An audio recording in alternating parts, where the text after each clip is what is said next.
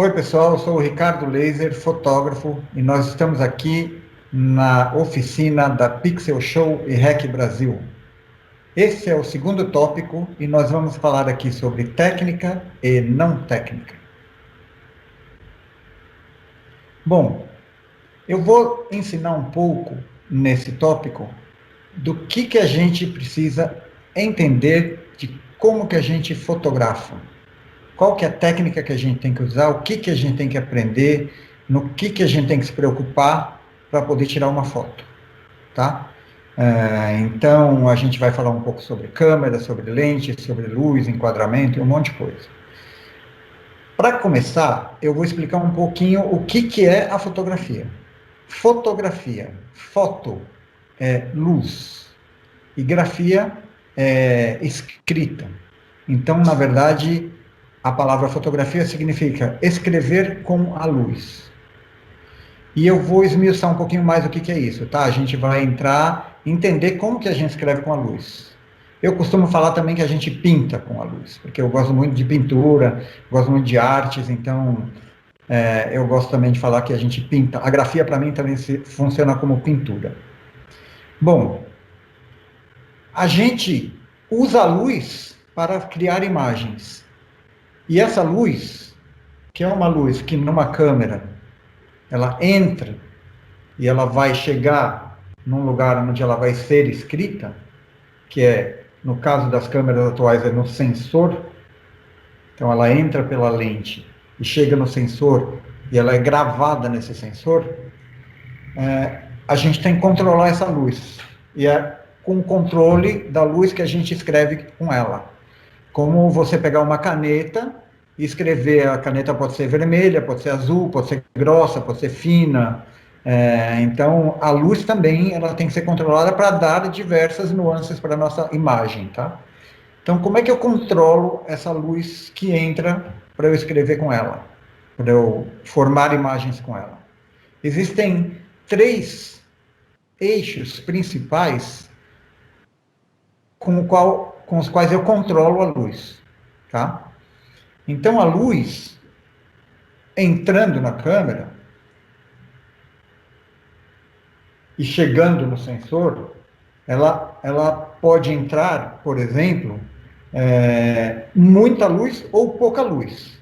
Como que eu controlo a entrada de muita luz ou pouca luz se a luz que está chegando é uma só, que é a luz que está aqui, que entra do sol, que entra de um flash de estúdio, é aquela mesma luz. Porém, dentro da minha lente, eu tenho uma coisa que chama abertura, que ela fecha e abre quando eu estou fotografando. Então, por exemplo, nesta lente aqui, que está separada da câmera, essa lente aqui, ela, se eu mexer, eu vou mostrar desse lado aqui, se eu mexer no anel de abertura dela, vocês veem que ele está abrindo. Está vendo lá dentro da lente? Ele está abrindo ou fechando. Então, quando está assim fechado, entra pouca luz na minha lente. Quando eu vou abrindo, vai entrando mais luz. Tá? Então, isso é a abertura. Então, quanto mais aberto, mais luz entra. Quanto mais fechado, menos luz entra. Essa é a primeira forma de controlar a luz que está entrando. É como se fosse um portãozinho. Eu abro o portão ou fecho o portão. O portão bem fechadinho, que é F22, que é a abertura 22, é um furinho, um orifício bem pequenininho dentro da lente. Então entra pouca luz. Se eu deixo um F2.8, ou um F2, ou F1.4, por exemplo, é um portão muito aberto, que vai entrar muita luz. A segunda forma de eu controlar a entrada de luz é na câmera. A câmera tem uma cortina dentro dela que se chama obturador. Essa cortina, ela abre e fecha conforme eu dou o clique da câmera. Eu dou o clique da câmera, aqui assim, ó. Nesse momento que ela fez, essa cortina na câmera, ela abriu e fechou. bem rápido. No caso, ela abriu com 1/80 de segundo, é a velocidade que ele está medindo na minha câmera, 1/80 de segundo. Se eu puser a velocidade para 1 segundo, ou 1/4, 1 segundo vamos colocar. Olha aqui. Isso é 1 segundo. A cortina ficou aberta por 1 segundo. Então, quando fica aberta por 1 segundo, tem mais tempo para entrar luz. Quando fica aberta por 1/640, tem muito pouco tempo para entrar luz. Então, com a velocidade do obturador, eu controlo o tempo de entrada de luz. Então, esses dois são os principais fatores de controle de luz. Quanta luz vai entrar, por causa do orifício da abertura, e quanto tempo de luz o obturador vai deixar entrar. Um terceiro eixo em que eu consigo controlar também a luz é pela sensibilidade da câmera. A câmera tem uma sensibilidade que significa a capacidade dela de receptar luz. Então, quanto maior o número do ISO, mais capacidade ela tem de receptar luz. Então, hoje em dia, uma câmera como essa, ela pode chegar até 64.000 de ISO. Isso significa que ela aceita muita luz, ela é muito capaz de aceitar luz. O que significa muito capaz de aceitar luz?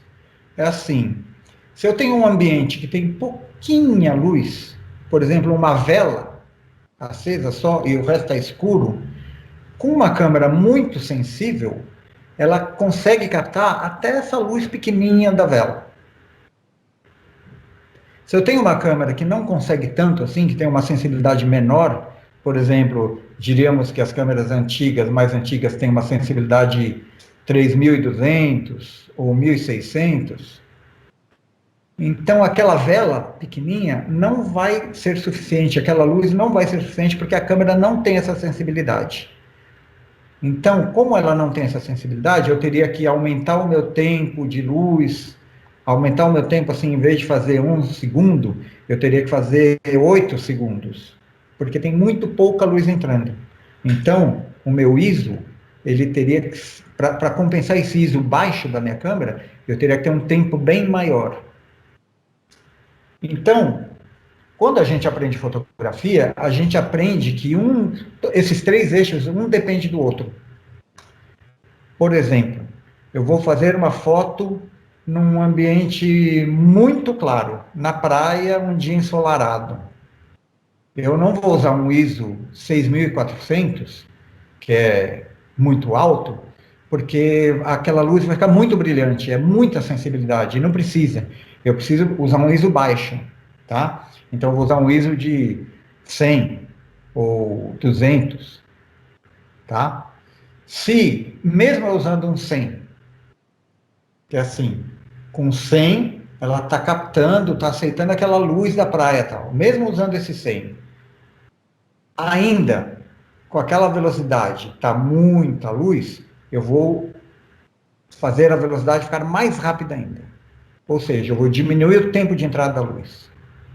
Isso vai compensar o meu ISO. Então, com ISO baixo, 100, 200, e ainda está muito claro, eu, em vez de usar 1/2, eu vou usar 1/20, ou 1/40, 1/80, que é a velocidade. Então, vai ter menos tempo para entrar a luz. Então, aquela luz muito brilhante, com menos tempo, vai ser o suficiente para me fazer a imagem ficar boa. Então, esses são princípios básicos da fotografia que qualquer pessoa que pensa em começar a fotografar vai ter que aprender. Vai ter que estudar um pouco, vai ter que sair por aí fotografando, experimentando e tirando fotos com aberturas diferentes, com velocidades diferentes e com ISO diferente.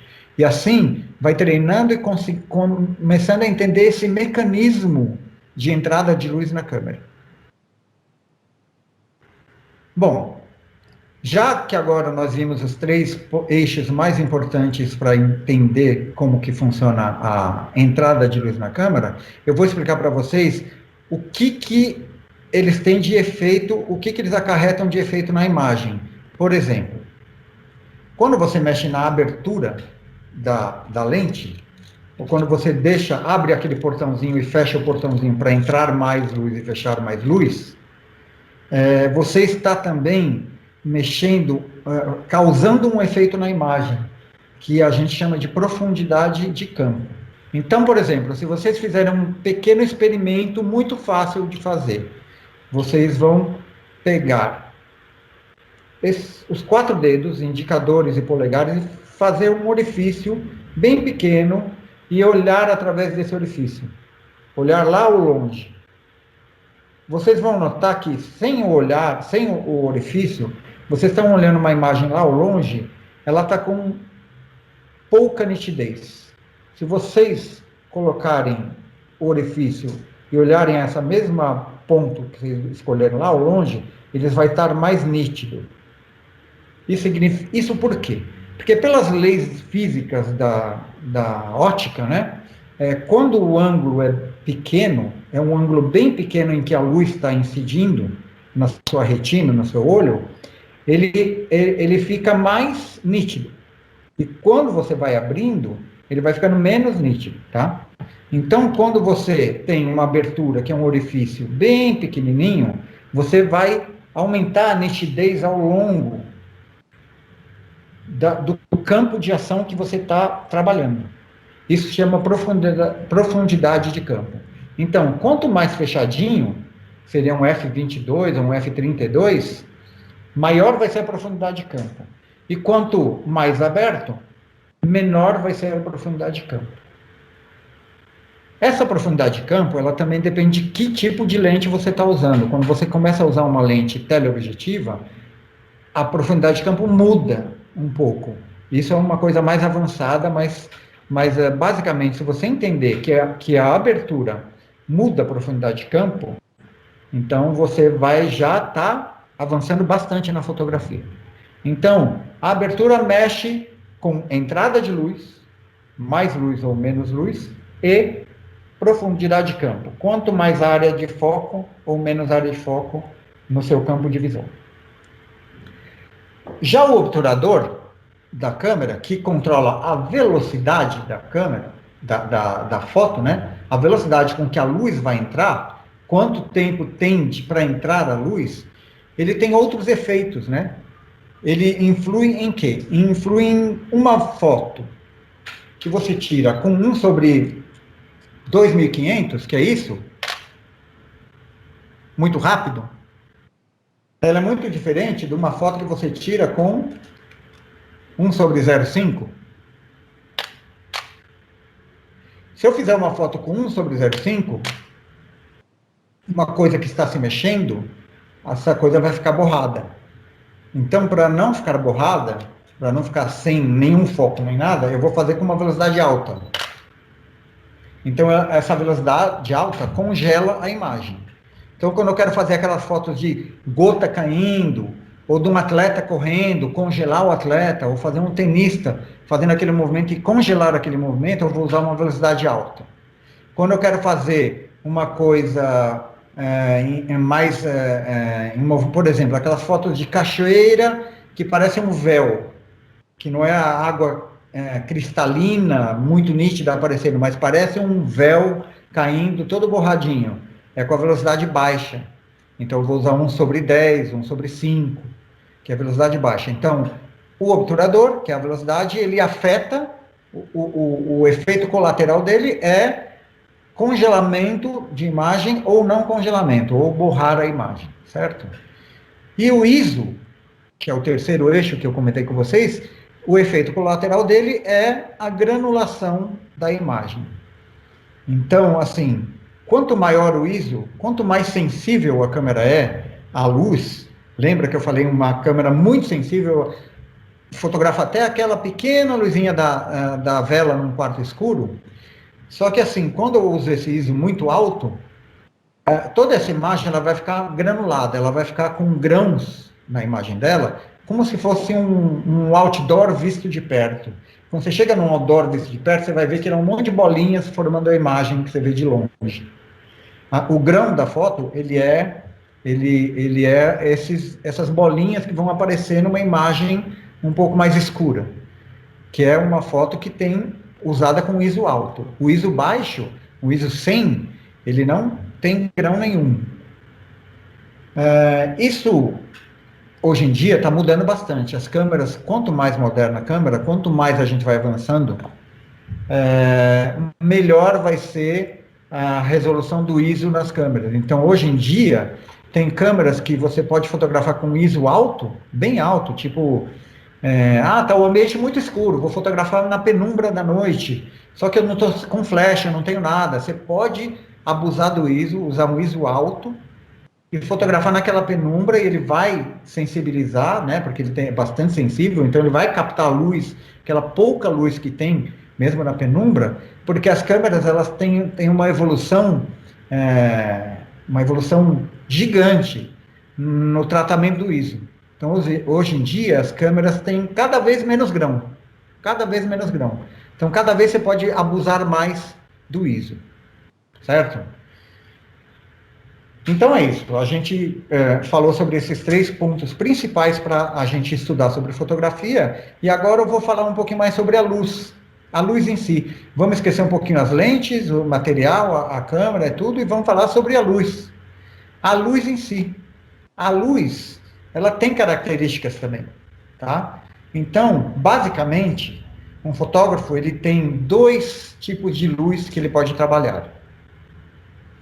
A luz natural, que é a luz que se origina no Sol e ela vem incidindo sobre a Terra em vários ambientes de formas diferentes. Por exemplo, numa floresta, embaixo das árvores, faz uma sombra, mas ainda tem luz, né? Ou numa praia que tem aquele céu azulzão e o sol a pino, tem aquela luzona bem intensa. Ou então uma luz num quarto, assim, por exemplo, essa luz que vocês estão vendo aqui atrás de mim, nessa parede vermelha em mim, incidindo aqui sobre o meu rosto, é uma luz que vem da janela. Então os raios de sol estão incidindo sobre o prédio, esses raios estão entrando pela janela e estão incidindo sobre mim. E estão dando uma rasante aqui na minha parede vermelha aqui atrás. Então, isso que eu falei são luzes naturais, tá? São exemplos de luz natural. Então, no começo da fotografia, nos primeiros anos de fotografia, lá por 1800, meados de 1800, começo de 1800, na verdade, da Guerre, Talbot, esses caras, eles usavam só luz natural, não existia flash, não existia nada. O flash foi ser criado, acho que em 1870, só. Então, é muito recente o flash, tá? E aí, falando em flash, eu vou estar entrando no outro tipo de luz, que é a luz artificial, tá? E a luz artificial, a gente está falando daquela luz que a gente vê em estúdio, por exemplo, ou aquele flash, lembra naquelas coisas antigas, o cara com a câmera aqui na mão, e aquele flash estourando assim, que estourava antigamente. Hoje em dia, a gente também fala que o flash estoura, a luz do flash estoura, mas é uma coisa mais eletrônica, é uma luz controlada, que não é um fogo. Os primeiros flashes eram um pó que explodia, e essa explosão, ela iluminava por uma fração de segundo aquela imagem que você estava querendo iluminar. Hoje em dia já não é um pó que é tóxico até, não, já evoluiu muito. Hoje em dia a gente tem um flash que é uma luz eletrônica, tá? E essa luz, ela, conforme se aciona ela vai dar um pipoco, uma estourada de muita intensidade, que vai fazer aquela luz iluminar o que você está querendo iluminar. Quais são as principais coisas que você tem que pensar quando você pensa em luz natural e quando você pensa em luz artificial? Bom, a luz natural, primeira coisa, ela é uma luz que está lá sempre. Todo dia vai ter aquela luz, sempre vai estar lá, com uma certa regularidade. Então, de manhã tem uma luz que vai ficar um pouco mais forte ao meio-dia, que vai durar durante a tarde, que vai decrescendo à noite, e aí vai ficar inexistente, e vai ter a luz da lua durante a noite, né? Quando tem lua, quando tem estrelas, quando não está coberto de nuvem. Mesmo assim, ela pode mudar, porque num dia de sol pode ter uma cobertura de nuvens, e aí vai diminuir bastante a intensidade da luz, ela vai mudar de tonalidade, né? Porque a luz do sol, que é uma luz amarela, na praia, se tinha um monte de nuvem, ela vai já começar a esfriar, essa luz vai tender mais para o azul. Então, é um outro tipo de luz, tá? Então, a luz, ela sempre está lá, todo dia está aquela luz, então você vai lá, quero fotografar naquele parque a minha amiga. Aí você vai lá naquele parque, olha, estuda, vê como é que é a luz, vê onde incide mais luz, vê onde tem sombra, vê que cor que é a luz, em que hora do dia aquela luz é mais legal, e aí você vai no dia seguinte com a sua amiga, já com tudo isso na cabeça, já tudo planejado, e usa aquela luz de graça, certo? A luz artificial é diferente. A luz artificial, ela não dura para sempre, ela dura só aquele momento que você clicou. Ou se for uma luz contínua, né? Uma luz que é assim, como se fosse uma lâmpada incandescente, só que as luzes de estúdio são diferentes, são LEDs ou luzes de tungstênio mais fortes e tal. Você deixa ela ligada por um certo tempo enquanto você está fotografando. Depois você vai lá e off, desliga ela. O sol você não desliga, né? Então, na verdade, ele desaparece à noite, mas você não desliga ele. Você não chega no meio do dia, ao meio-dia, e fala assim: não quero mais sol. Feche. Não, é diferente. Então, a luz artificial, dentro de uma casa, num estúdio, ou mesmo fora, externa, ela é uma luz totalmente controlada, e ela é finita. A luz do sol é infinita. E a luz do sol, ela tem as suas características, tá? Ela tem uma cor, ela tem uma tonalidade, tá? E essa cor a gente costuma chamar na fotografia de temperatura de cor, tá? Então, por exemplo, você pode ter uma luz fria, que é aquela luz de um ambiente frio, é um ambiente que tem pouca luz, né? Por exemplo, muita nuvem cobrindo o céu e fica aquela coisa meio cinzenta e tal. Quando você vai fotografar, ela fica meio azulada. A foto tende um pouquinho para o azul. Ou imagina que não tem nenhuma luz e tem aquele sol descendo no horizonte, e aí todo mundo já viu o que acontece com a luz quando o sol desce no horizonte, fica aquele céu todo alaranjado, todo com aquela cor quente, tá? Isso é uma cor quente. O alaranjado tende para o laranja, vermelho, são as cores quentes. Então, uma temperatura de cor quente, que é uma temperatura de cor alta, tá?